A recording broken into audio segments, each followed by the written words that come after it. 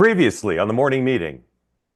No, just kidding. Welcome, everybody. Thank you for joining. This is the morning meeting, the program where Dan, Sean, and I run through the day's events and then beat each other up with a sense of the presumption of grace and peace, love, and understanding. And then it all ends happily ever after. Flip the card, spoiler alert. At the end of the show, we hug and talk about how we're going to Mel Krupin's for lunch. Thank you for joining. Appreciate it. If you're watching on YouTube or X, you can watch the whole program stream to your heart's desire. You can't ask a question, though. The folks here, though, on the two-way platform, some of whom have already got their hands raised, raise your hands high and proud. We'll call on you.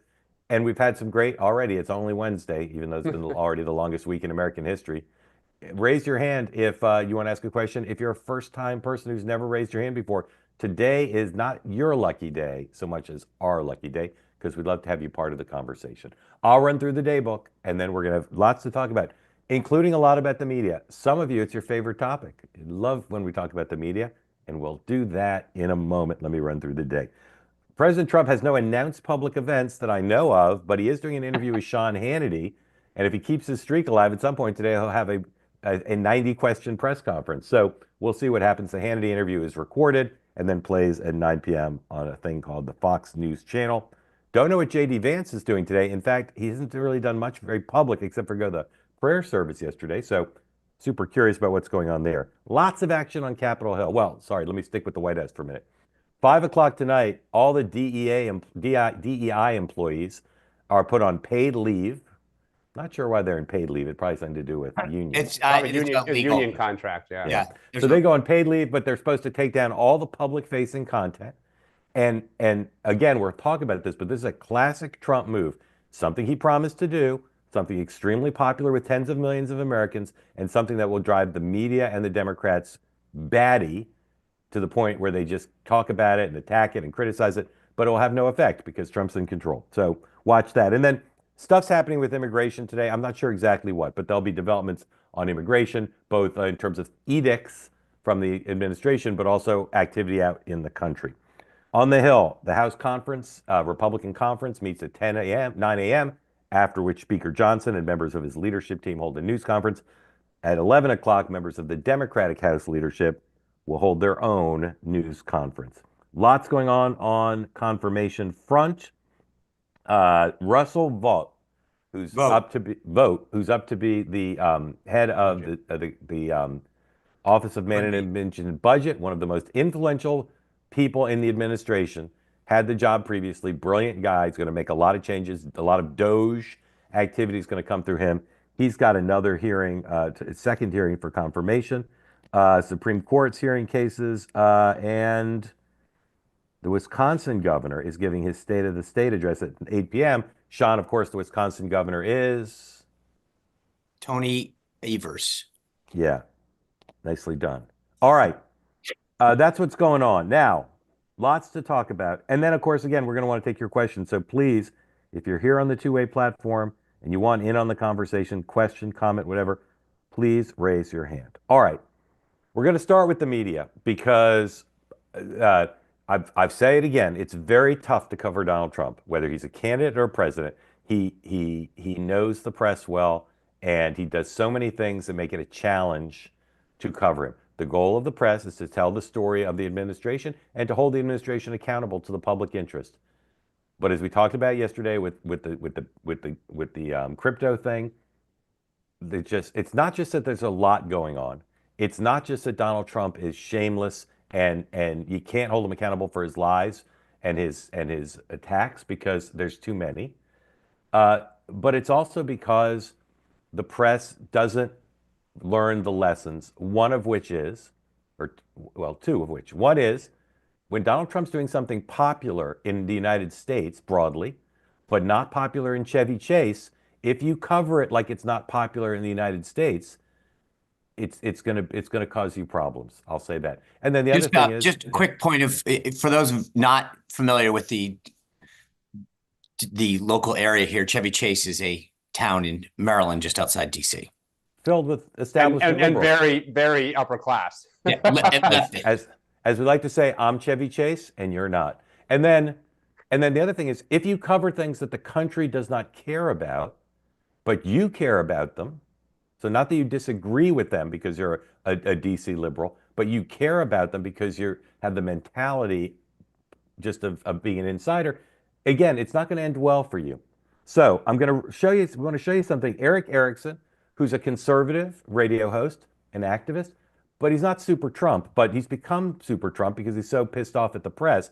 Eric Erickson wrote this in his newsletter this morning about the media looking at them doing the two things I said, covering things as liberals and covering things as establishmentarians. And he's based in 102. Georgia, too. He's not based in the Georgia. Northeast.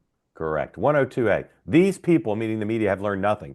Joe Biden walks out of office and preemptively pardons his family members with an oddly specific start date for the pardons. No one in the press wants to investigate. They've simply taken it as an article of faith that this was to prevent harassment by Trump, which Biden claimed. But Biden also claimed he was mentally ready for the job, and we all saw that was a lie. Next, please. The press corps has learned nothing and forgotten nothing. We will get 4 years of outrage-driven coverage. We will not get probative, thoughtful press analysis. It will be driven by Democrat-seeded talking points. The Elon Musk one is the one that really drives us home. This is the claim that he went like this. He was giving a Nazi salute.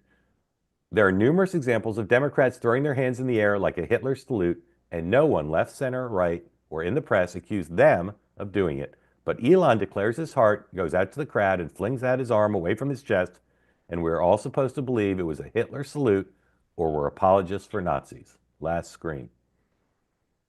I don't know how Trump made so many people turn into drooling morons, but he managed to make it happen. And the biggest morons are the American political press, generally lazy people who like to be spoon-fed from a left-leaning hive mind. Welcome back after 4 years. Hope you reporters had a great vacation and are lubed up well so the DNC can muppet you. In the meantime, I have to say this is not just predictable, it's a bit boring. Sean, you are a student of all of this. It's horrible for the country. It's horrible for my profession.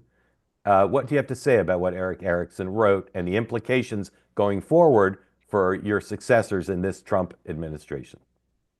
Concur. It was well said. It's true. And I think enough people have learned, like what my takeaway is that the White House and the staff are less concerned about the reaction, right? Instead of trying to fix it or be outraged, it's just like, let Trump go and not try to, run interference. So I think it's a much smoother. Last time we focused too much on the reaction and worried about this reporter saying this or not covering that. I don't get the sense, at least initially, that they care. Dan. Yeah, I agree with Sean. I mean, I think to me, the issue is they continue to focus not on the sum of the whole, but the individual pieces. And they just, so like yesterday, the J6 stuff, right? Like there's 36 hours of kind of media outrage about it, but you're missing everything else that is going on and the bigger macro themes of what Trump is doing and how and why he is being so successful. And to your point, Mark, that the things mostly that he's doing are popular, whether Democrats like it or not. And so I think until they can kind of get away from the outrage of the day that's going to, they think, generate clicks and, generate ratings, but go to a higher level and kind of tie it all together, they're going to continue to just struggle and be kind of, blowing in the wind a little. Sean, in my experience, there's two kinds of Republican communications strategies. One is to say the press is biased against us. They'll always be. We're going to make a virtue of that by criticizing them, attacking them, being publicly hostile to them. And the other is to at least partially try to win them over, to say, hey, the Biden administration policy on immigration was not just failed, but it hurt a lot of kids and families. So why don't you take a look at our immigration policy, which is exactly what we ran on, that we're now doing, and see if you can write maybe some positive stories about it. Which should the Trump administration do and which will they do? I think it'll be like a bit of an EKG. Like you see the president doing he did meet the press. He sat down with Time. I think they're going to do a little of both, and it might be a little bit more surgical. So they'll find someone at a publication that they can relate to, or that they can talk to, or that they think that they can cultivate a relationship with. and then they'll do a bunch of the podcasts, the long forms. I mean, obviously tonight he's doing Hannity. So I don't think it's going to be a one or another strategy. He might Yeah, do. As you say, he's benefiting from the comparison in the minds of some to Joe Biden. Not only doing daily press conferences with the pool, but he could do a Tom Friedman interview. He could do a New York Times bureau chief interview, right? He could do any of it and get his message out. Dan, I'm sorry, what were you going to say? well, but the thing is, one, I don't think as many people pay attention to those outlets whatsoever anymore. So the tree would fall and nobody would hear it to some extent. Like the second part of it is one of the reasons that I think it's the media is kind of spinning in a circle is the Democrats aren't offering a counter to any of this. So if you're trying to think of the angle of attack, if you're the New York Times, let's say, you don't kind of know what to do because the other party is so silent and doesn't have an overall frame to put on the Trump presidency yet. So I think when that, hopefully at some point here, is created and organized, you will see, I think, more media, kind of pushback. But right now, the media is as clueless as the Democratic Party. All right, let me And see yes, if I they can are different. Let me see if I can frame this correctly. I always look for the asymmetrical advantage that one party has over the other, one tribe has over the other. Okay. Democrats have had a decades-long advantage that the media was very powerful and very biased towards them. They had a huge asset that they had, worth billions of dollars every year in coverage, positive coverage about the Democrats, negative coverage about Republicans. So now there's two changes right now that Donald Trump can exploit that reduce that asymmetrical advantage for the Democrats. Doesn't eliminate it. One is, as you guys both referenced, they're not as powerful because of the rise of podcasts, this program, and others. They're not as powerful. And two, although they're no less biased towards Trump, they're a little bit neutered. You can see that if a sophisticated viewer of television, even MSNBC, even the Washington Post, they're not as hostile right now. So Dan, if you're a Democratic strategist, do you just sit back and hope it gets better? People are talking about recruiting their own podcasters, whatever. But what do they do, if anything, to restore the asymmetrical edge of having CBS News and the New York Times unabashedly on their side? Or is there nothing they can do? Well, there is. I think Eric Erickson made the point. Most journalists are relatively lazy. People bring them stories, you bring them ideas, and you bring a narrative to them that you would kind of try to spread throughout different publications over a period of time to get to a point, like a larger point you're trying to make or to score. The party doesn't know. I mean, that is one of the things right now that we're already seeing is in the House, Hakeem is pretty quiet. He's generally a cautious person. Last time he had Nancy Pelosi really holding his hand, guiding everything. She seems much more kind of to have receded. Chuck Schumer is trying to figure out his own caucus because several front endangered senators are just that. They're endangered from Michigan, New Hampshire, these states where Trump is pretty popular. And obviously on the presidential level, there's nobody. Kamala Harris is doing whatever Kamala Harris is doing. The governors don't really know they want to step forward, but they don't want to do it this early. So the party's just leaderless. And it does not have ideas. It does not know which fights it wants to pick and where it wants to stand its ground. And immigration is the great example of that. But let's just get back to the question, right? Which is when the advantage is gone away with the advent of technology that's allowed platforms like this to exist, right? But also with the defanging, because they right. can't ignore the fact that Trump won. Right. But I mean, that's my point is that when we won in 2016, going in to office in 2017, the ratings for MSNBC, CNN, the readership and viewership of the Washington Post, New York Times went through the roof. It went way, way, way up, right? There was this desire. You know what Elon would say it did? Took off like a rocket ship. Went like this. Went like this. Wow. Can't wait to see the clips today. So the problem is that it's the opposite now because of the lack of trust that exists and the amount of censorship, cover-up, bias that those same institutions exhibited over the last 8 years.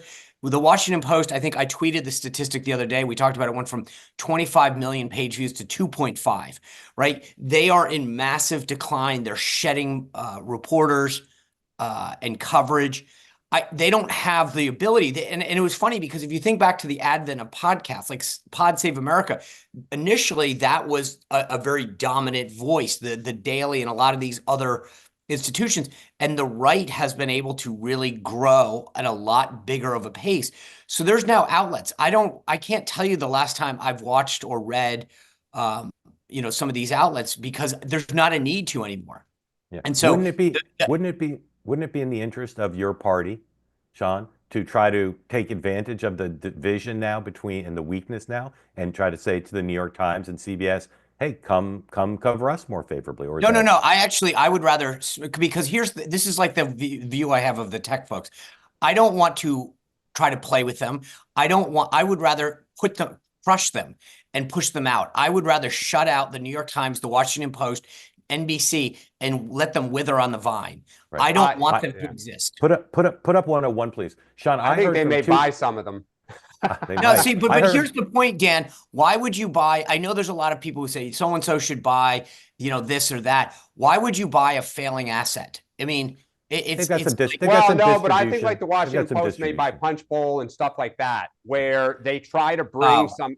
Yeah. So I heard from two Democrats yesterday, Sean, who make the same point you're making in this tweet. And I want you to talk about your tweet and the significance. When they said, like, we hate Trump, but the guy's been president for 2 days. He's doing these extraordinary press availabilities. And again, if you didn't watch him because you have real jobs and you can't spend all this time in the late afternoon, early evening, he's just sitting there taking question after question both days so far.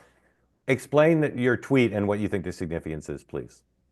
Well, the first thing I would just say is that was I can't take credit for that. It was shared with someone. I don't think they want public recognition, but somebody in the press corps themselves shared this with me, and so I don't want to take credit for it. But look at the image that's up there. So President Trump. I mean, the context is this: Biden never was available to the press. They love to whine and complain about press access to the president, that they never heard from him, saw from him, didn't have access to him. And when given the chance, when Trump goes out there on his first full day in office and they can ask him anything that they want about his actions, his anything, who cares? News Nation carries it, C-SPAN carries it, Fox carries it. Jake Tapper and CNN, no go. Nicole Wallace, MSNBC, no go. Why don't you want your viewers, even if you hate the guy like MSNBC, show them and say, this is why we hate him. Look at what he's saying. Look at what we were able to ask him. Well, he couldn't defend this. Why are you so afraid of letting people hear from the president of the United States on his first full day in office? But not just not afraid, but how about the public service of he's president? Like, I agree with you. My point is, even in the worst case scenario, right? It's a public service. You should be showing it to the people. But even if your angle, like MSNBC and CNN, is anti-Trump, show it and then talk about it and say, wow, that was so horrible. Here's our panel of people who hate Trump to tell you why it was horrible. It's just bad TV. But the only thing is, I mean, as a Democrat who watches conservative media just to always see what the other side is doing, this is a trick that Fox News and the right would do to Democrats, which is you belittle it. You make them small. You don't show them. You show a brief clip and you can. I mean, Mark, I watched it happen under the Obama years. I watched it happen under the Biden years. When Harris got the nomination, you don't want your viewers seeing what they have to say in case it's popular. Well, it's also bad for ratings in some cases because the viewers turn it off. But just if you have any sense of if you have any sense of public obligation, the guy's been president for 2 days. These are extraordinary events and they're interesting. Anyway. Okay. I hear you about that, but let's not pretend like the other side is doing public service in any way, shape, or form. Just strategically, if you want your audience to be outraged and your panel of Trump haters to be able to talk to it, you need to show the people why you're outraged. But you can show clips. You don't need to show it live clips. for that. That's exactly what they do. Yep. All right. One bias that the press has that sometimes trumps anti-Republican bias is a bias towards people doing well. Right? Somebody on a roll is doing well if it's a Republican. So like George W. Bush, part of why he got good coverage in 2000 and in 2004 is because his team and Bush performed really well. Last night on Two-Way Tonight, Celinda Lake, brilliant Democratic pollster and strategist, couldn't be more partisan in the sense that she does not like Donald Trump. I asked her, how do you think Trump is doing so far in 2 days in? Play 104, please. From a just an analytical point of view, I know you don't agree with his policies, but from an execution point of view, How do you think Team Trump has done in the first 2 days? Brilliant. And he showed the power of solo executive leadership. He's shown that he brings about change. He's been decisive. He seemed on top of it. He seemed confident. And I think he did a really good job. And his numbers are improving. And Kristen, even though people keep going, disagree with his Yeah. policies, they think he's doing a good job. Is honest, and that's the spirit of this platform because it's objectively true. And yet, I haven't seen much press coverage along those lines. I haven't seen in the dominant media very much saying what Celinda just said. Again, it's a day and a half in. We don't want to go crazy, but there's reasons to believe he's going to be able to keep this up. Dan, what do you think of what Celinda said? Absolutely. I mean, he is producing a brilliant show at the start here. He's obviously not going to issue 200 executive orders a day for the next 6 months. But what he is doing is he is showing action, which compared to Biden is stunning. He is putting points on the board so that, promises made, promises kept theme is being hit over and over and over again. And he is organized. And I'm sure there's a rollout. I'm sure he'll make news with Hannity tonight. He's going to have something interesting probably tomorrow.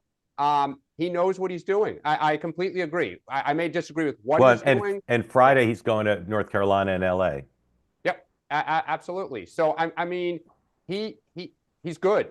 He's a great political athlete. Sean, you probably weren't watching two-way tonight, so that was the first time you saw that Celinda Lake clip. What did you think of what Celinda said and the fact that she said it? Well, one is I appreciate her analytical honesty, meaning, and I'm not like, just there's times, and I think Dan and I both try to do this on the show as well, which is you don't have to like the person or their policies to acknowledge, someone had a good game. And I think that she's right. The first 2 days, I mean, I've said this before, but I admittedly am a bit jealous of the first few days this time because it's more disciplined, more focused, more action oriented. The team has clearly done its legwork, and you can see this in the actions that they're taking because I mean, honest to God, you think back to some of the early actions that we took.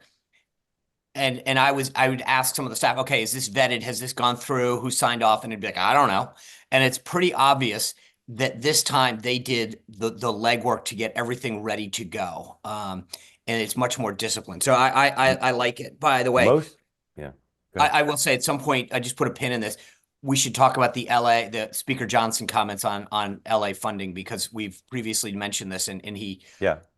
And I just want to just reiterate this point. It is so stunning compared to Joe Biden, who, was very rarely available, very rarely said anything. Harris, obviously, we talked about, was very rarely available on the campaign.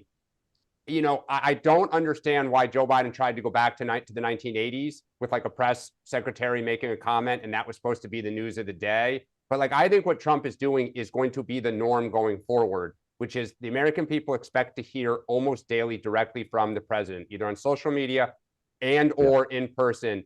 But we are not going back to the days where the president speaks, once a week. Right. Do you realize, I mean, Dan, I think that's a really good point because I was thinking about this in the context of in the first few days of 2017, not just me, but others in the administration were very prominent out there doing interviews, you haven't seen, I can't say that you've seen Rubio went and did the network morning shows, but that's right. But he just got that's the exception. And Caroline hasn't briefed.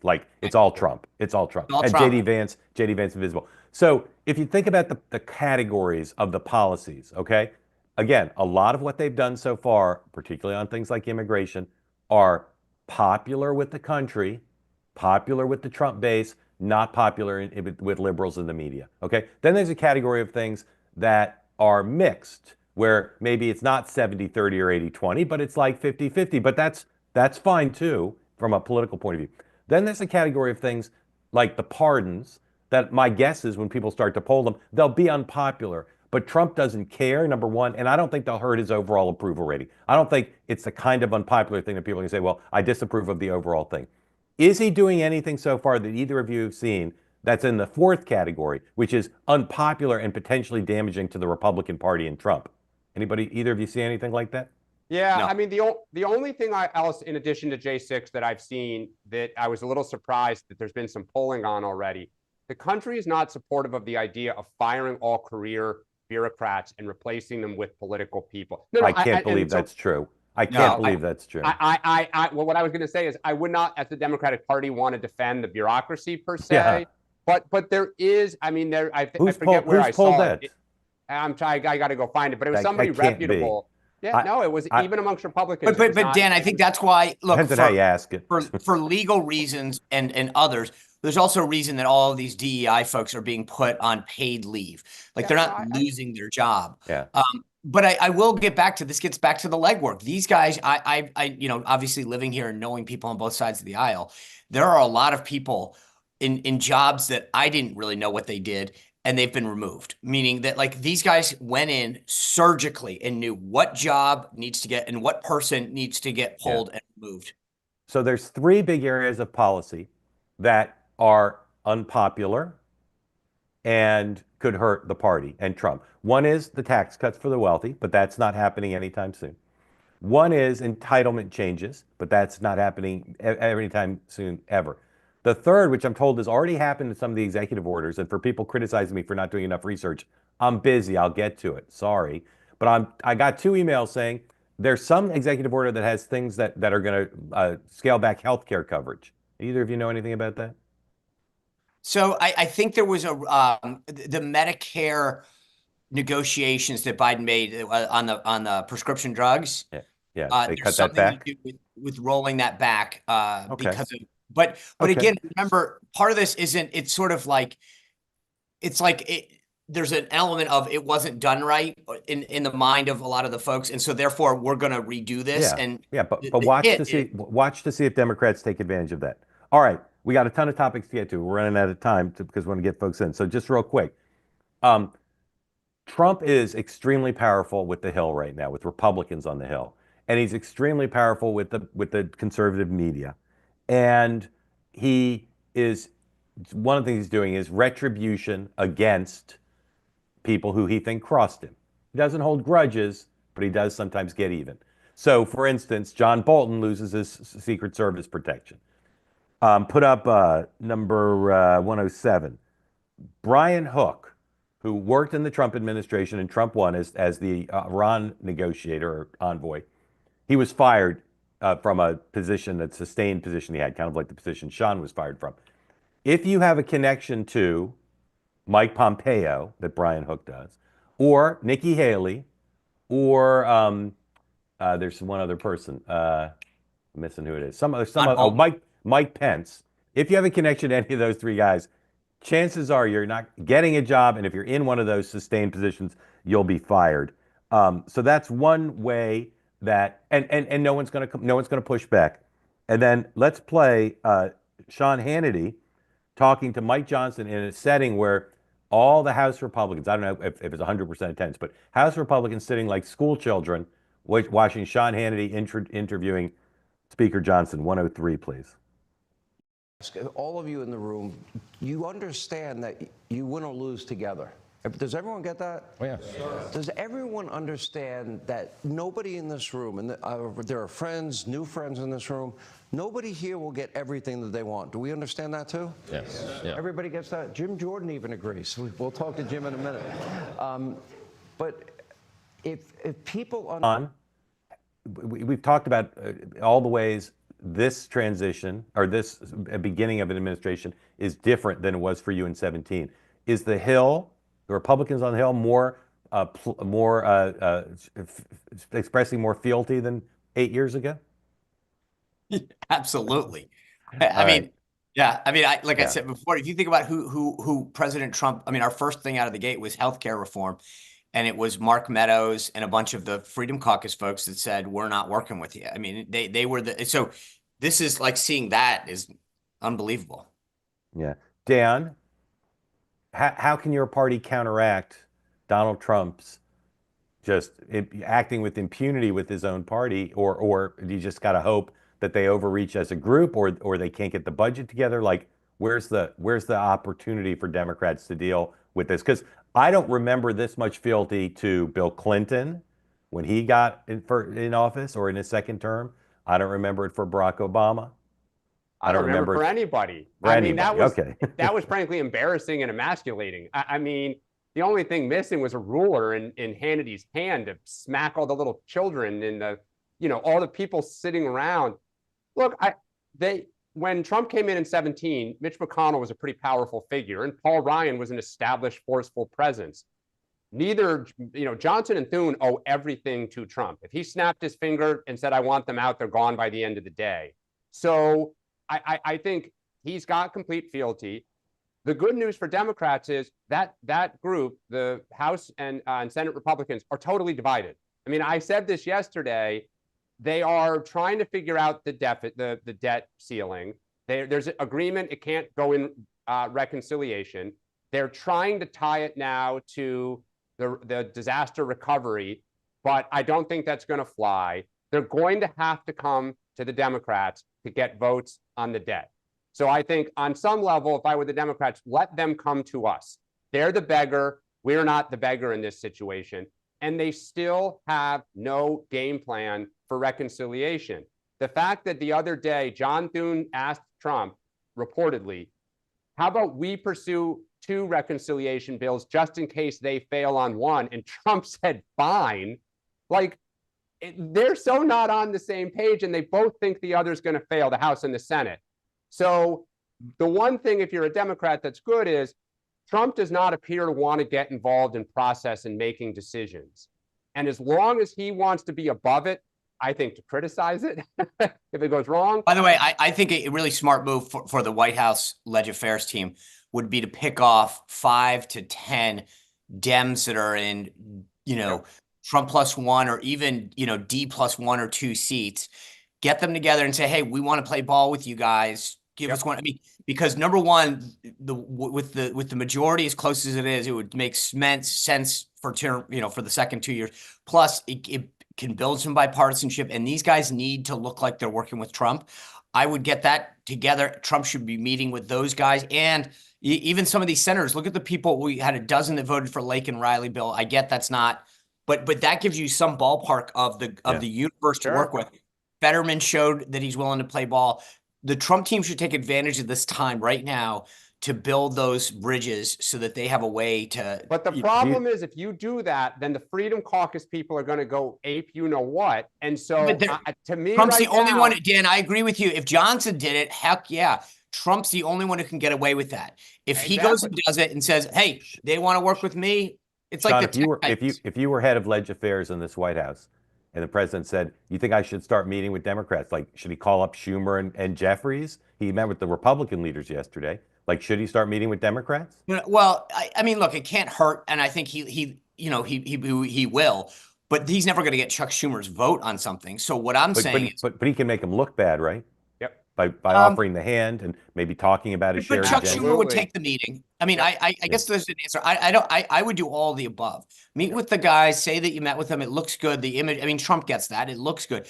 But more importantly, from a Leg Affairs standpoint, I would start to get that group together, cultivate some relationships, and find 1 or 2 things that they can, because if you can pick 1 or 2 of them off on reconciliation or whatever, on that's going to be huge just for the branding purposes. Oh, I think if Trump went to the microphone with 10 Democrats that he just met with and said, that Mark Halperin's a great guy. He's somebody I think I love that district he's from. Like, he would and Jeffries is weak. He is not a strong leader that people fear. He rose because Pelosi said, of all the young people, you're not threatening. You will go on my timeline. I can stand over you. He's well liked and he's smart. I totally agree, Mark. But there's a difference between. Yeah, there's a huge They don't fear him the way they exactly. I understand. Yep. I understand. I didn't want to leave the impression we thought he was like a zero. One more thing, and then we're going to get to your questions. If you don't have your hand up, but you'd like to be part of the conversation, please raise your hand. Washington Post breaking news: the Trump administration has directed federal prosecutors nationwide to investigate and potentially prosecute state and local officials who don't cooperate with the president's plans to carry out the largest mass deportation campaign in U.S. history. This is a big deal, okay? But it's also part of a larger story. And I'll say again, I'm following this as closely as I can. Many of you are also. There's stuff happening on all these issues, including replacing people, right? Normally, you don't replace the way they have the U.S. attorneys and the department heads. We've talked about that.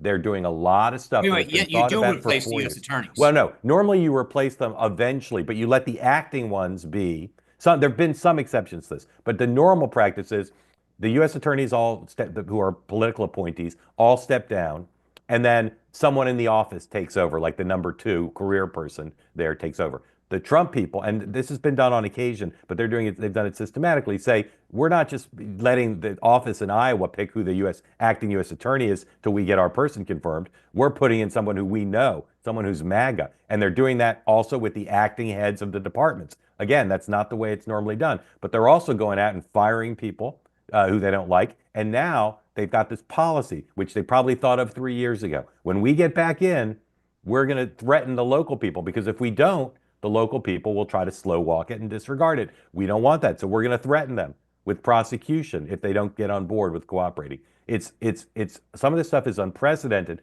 But again, the larger picture here is, if you think the Trump people are a bunch of chaotic, seat of their pants operators, this has all been done systematically. It's part of the reason they got off to such a fast start on personnel and an unprecedented start in a day and a half.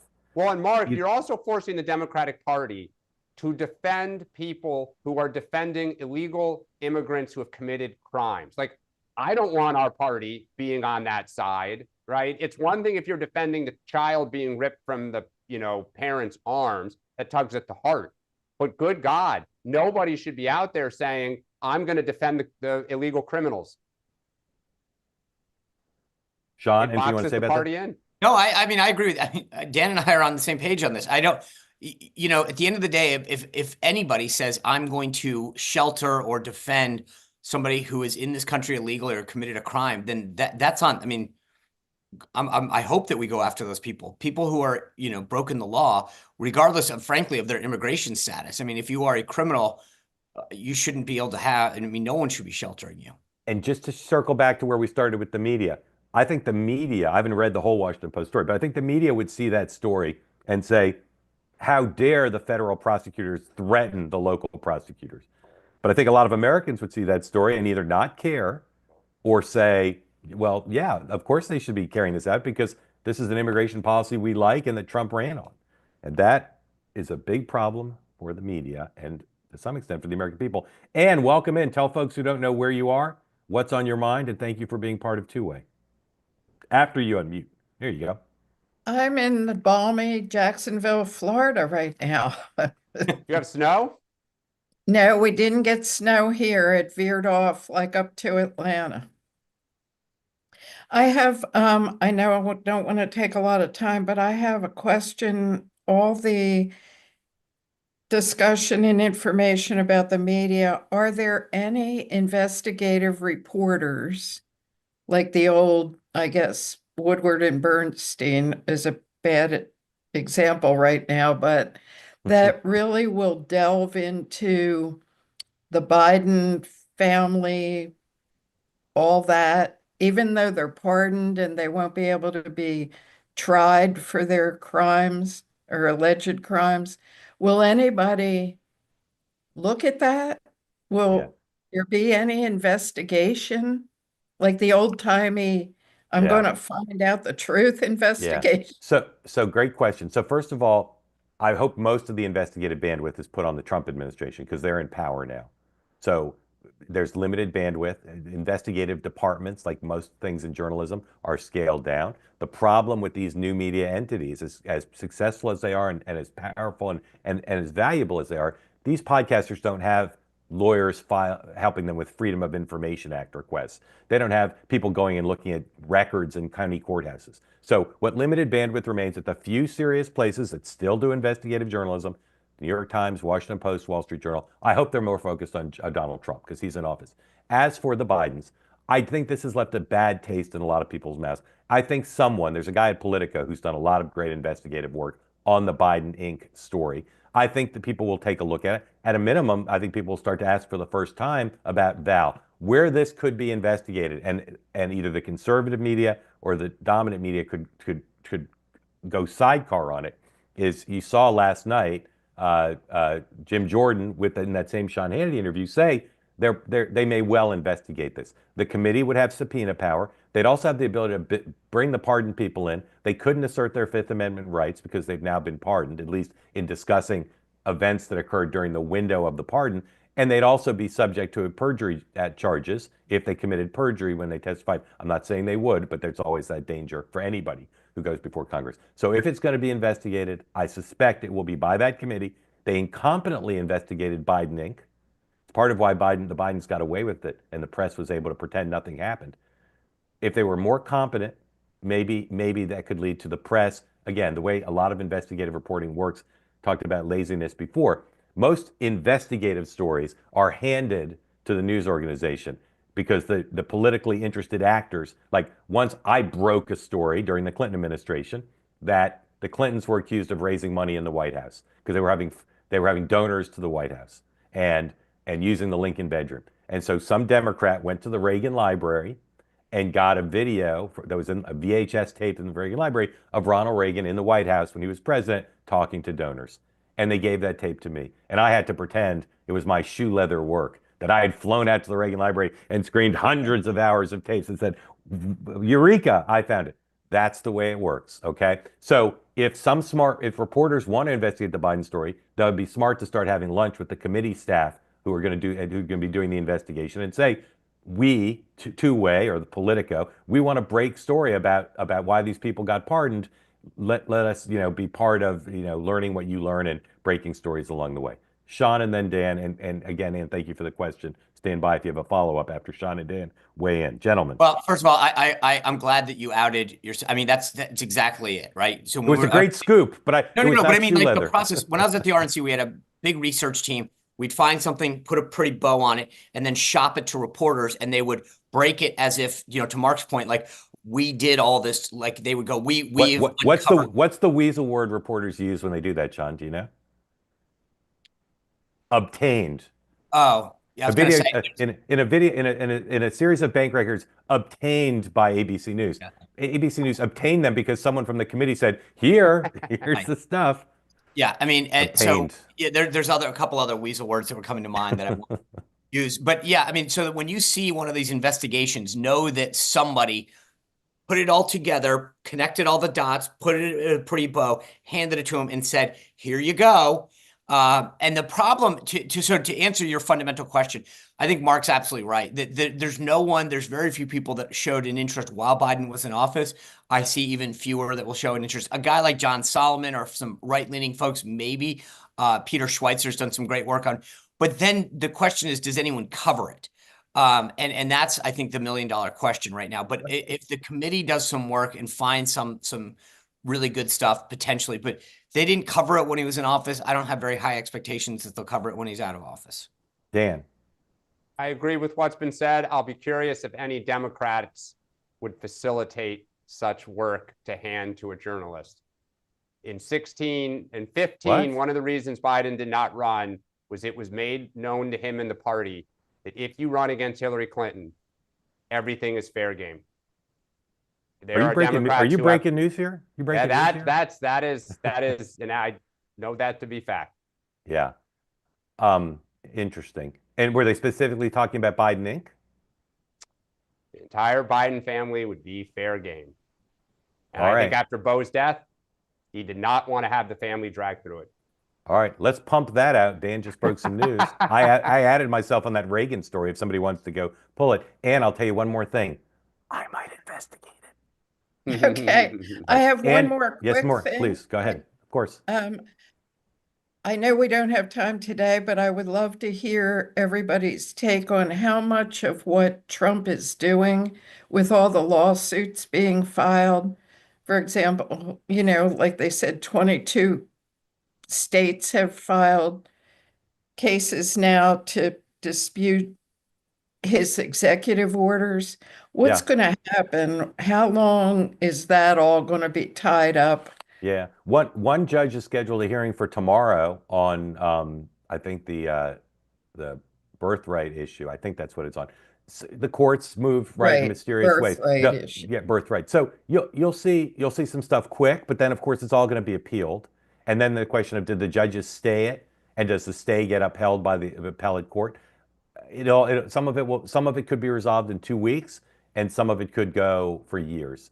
But remember, part of why they fight over the judges, and Biden got a lot of judges confirmed, is even if you shop around for a favorable jurisdiction, you still eventually may run into a judge who's not partial to you. I'd not say this, no disrespect to judges. A lot of them are result oriented and extremely political. In the end, a lot of these cases are worthy of Supreme Court review, and in the end, Trump's likely to win a lot of these cases in this Supreme Court. So I think it'll take a while for most of these things to be resolved finally, and Trump's got a good chance to win a lot of them.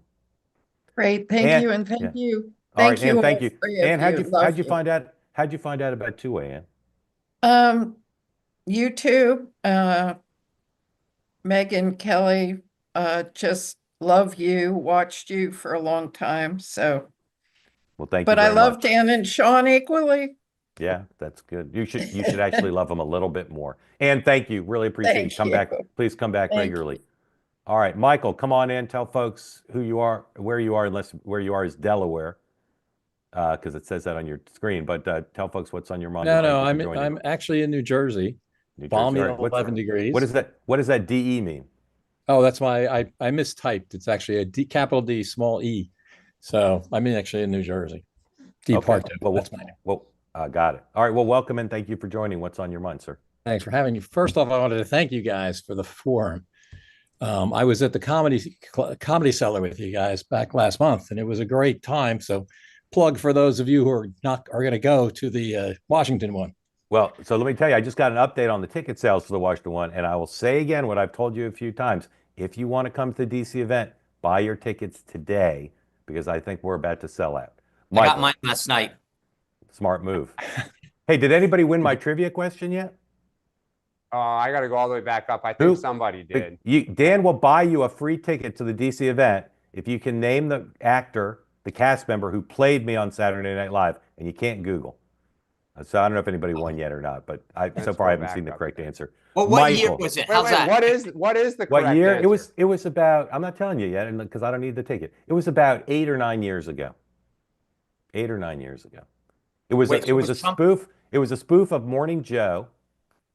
It was not Bobby Moynihan. It was a spoof of Morning Joe, and the characters were Joe and Mika, me, and either Barnacle or Willie. I forget who the other one was.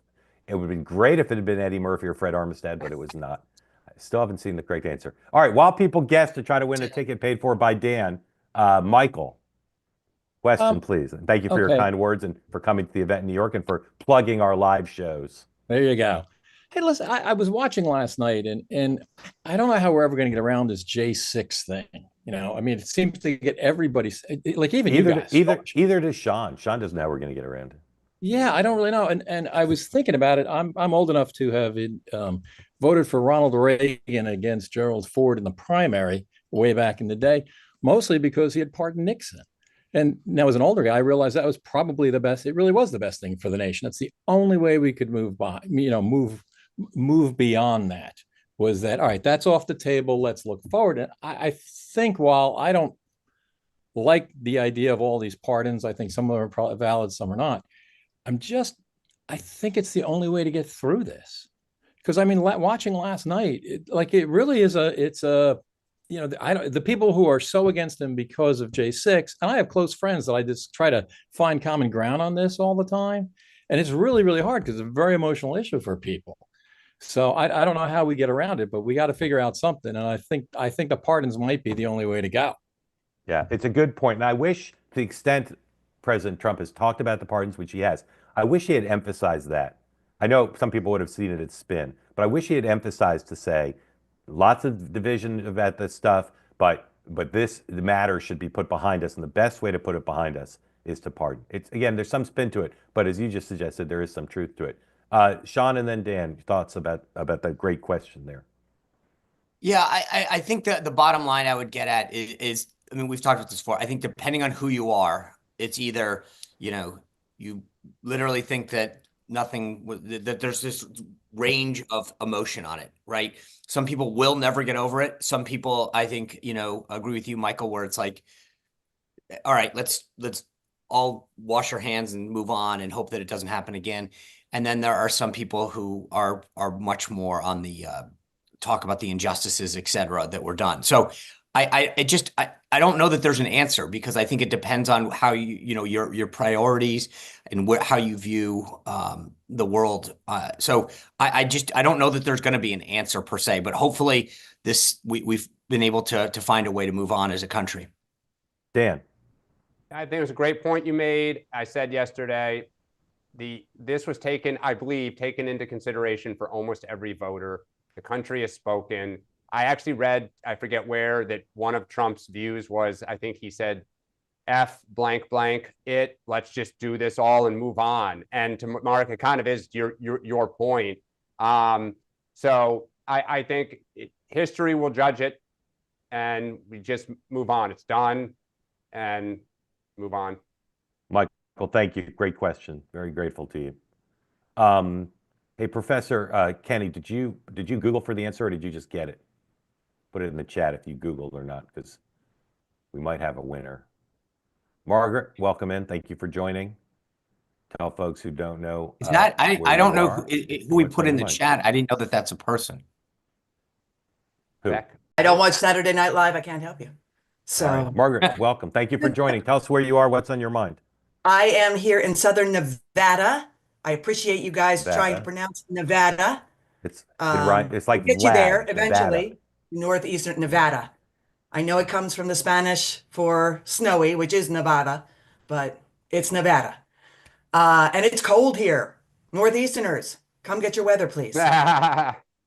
Question for you. The gentleman talking about J6, I think he's absolutely correct. For one, it's Blackstone's ratio, right? That old English law, that's the basis of American law, right? 9 guilty go free is okay if we prevent 1 innocent from being convicted. And there were a lot of innocents, were just sort of tangential folks who got caught up in that.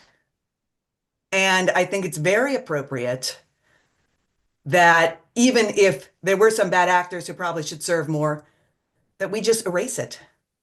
And it's, that was probably a good thing. Let me ask you guys, though. I'm sitting out here in the West. I think a lot of people are just done with J6. And we're annoyed that it's still a topic. How much of the focus in the Northeast do you think comes from the media constantly playing it over and over and over? Even the very real emotions that people feel. How much of that is media generated outrage? Margaret, let me ask you 2 questions, and I want Dan to answer first. Are you a Trump voter? I am. Okay. I am. And how would you describe how you feel about let me yeah. I kind of had JD Vance's journey. I was never Trump in 2016. Okay. And I've come to be a Trump voter. I'm not really thrilled. I would never have gone to the Capitol.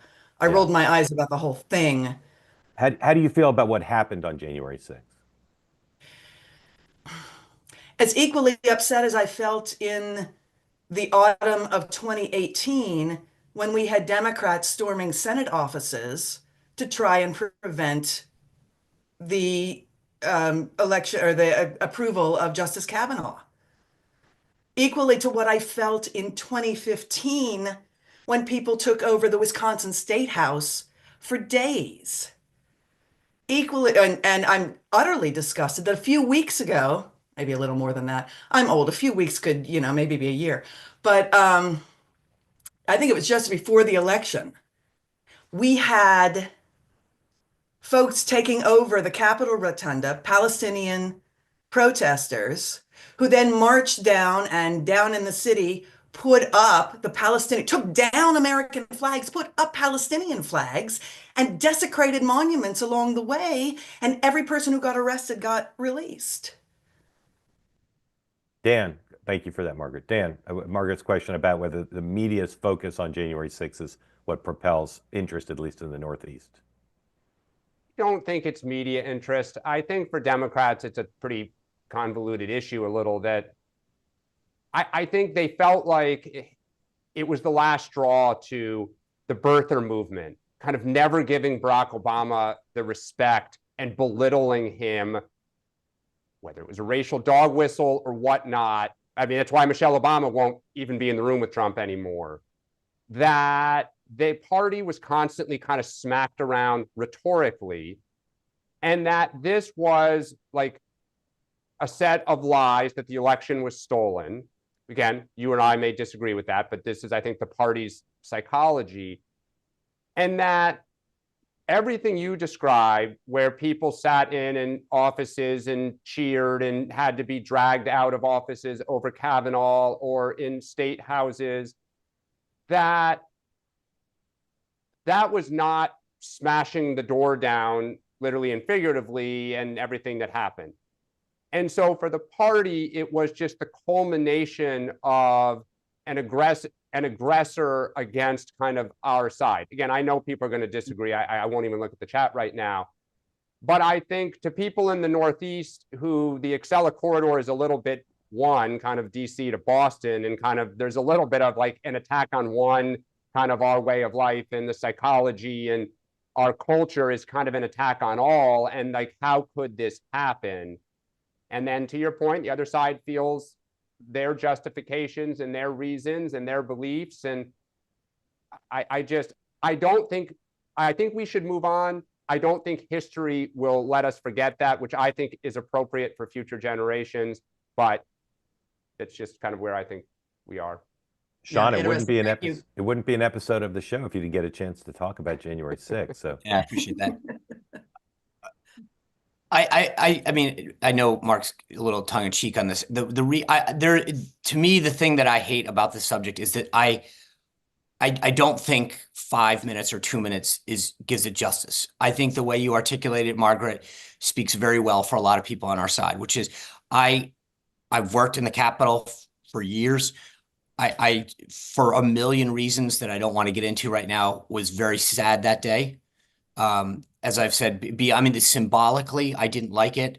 I don't like violence of any kind that's not war. I mean, my point is, I still don't like that, but as a member who served in the military, we do things to defend our country. So I did not like that day in any way. But the points that you raise is, I think, felt by a lot of people on our side who are Trump supporters, who are folks on the right, which is when Democrats called for violence for years, when they stormed things, when they did things, there was no outrage. I mean, we're talking about from a media perspective. They said nothing, zero. They defended it. They excused it. And we saw it again with this Elon Musk thing. There's image after image of Democrats and media figures making similar gestures. And yet, because it's Elon Musk and he supports Trump, we're going to go after him. The selective outrage of media personalities in particular drives me nuts. We talked about it again with, I mean, everything that Biden did, said, I mean, just the media coverage yesterday, what we showed at the beginning, it drives me insane. And the way that folks that rioted, BLM, you named a bunch of others, and the selective prosecutions of those individuals is what I think gives a lot of people pause. That doesn't excuse anything that happens on January 6th. But I think for a lot of us, we go, wait a second, you didn't prosecute those folks. You didn't punish them. There was no outrage for them. You excused their behavior. And then you want to come after these folks. And again, whether or not some of these people, like I had Alan Dershowitz on the podcast before, some of the basic due process rights that are not being afforded them. Again, that doesn't excuse behavior, but where was the concern about some people's ability to access a lawyer, a judge, etc.? How about the people whose houses were raided by the FBI? I mean, again, this is I mean, that's not how you handle people who, anyway, I agree with you. I think there's been selective outrage in the way that the media has covered it, to still knows no bounds. I mean, Hallie Jackson yesterday, her coverage was unbelievably biased, which is no shocker, but that's again, I'll stop by just saying, I think the way that you framed it was well said. Okay. Sean, thank you. Well, Margaret, thank you so much. We hope you'll come back regularly. And if you need a scarf, we'll mail you one. Thank you for having me. Thank you. All right. Reminder that on February 2nd at Sean's favorite DC venue, Pearl Street Warehouse. Looks like a very cool place. I've never been there. Morning meeting live, 5 p.m. Eastern. Again, very few tickets left, but if you want to come, you should grab them today. You can go to twoway.tv to purchase your tickets. Mark, I was now. texted Will Arnett by a very prominent viewer. The answer, which a few people got in the chat, I'm gonna have to go back and figure out who got it first. Might have been Professor Kenny, although he said someone else put it in. Is Beck Bennett? Beck Bennett was the answer we were looking for. I gotta go do some more Connish, so turn over to Sirius XM in 2 minutes. I'll be on there. Thank you everybody for joining. Thanks for the great questions from Margaret and Michael and Ann. And I'll see you also tonight, 6 p.m. Eastern time on Two-Way tonight. And we'll be back here tomorrow at 9 a.m. because if it's 9 a.m. Eastern time, it's the morning meeting. Thank you, everybody. Have a great day. See you at 6 tonight.